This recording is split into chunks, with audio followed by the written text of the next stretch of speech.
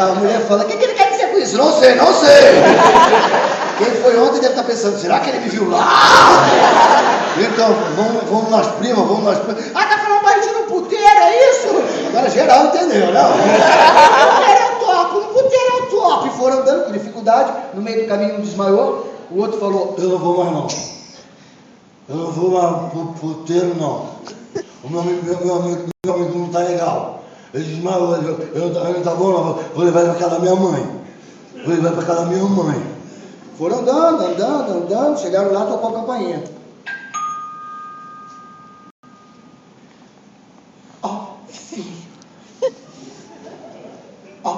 Filho.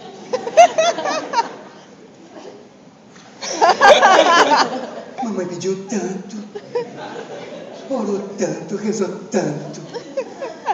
Filho, não minta pra mamãe.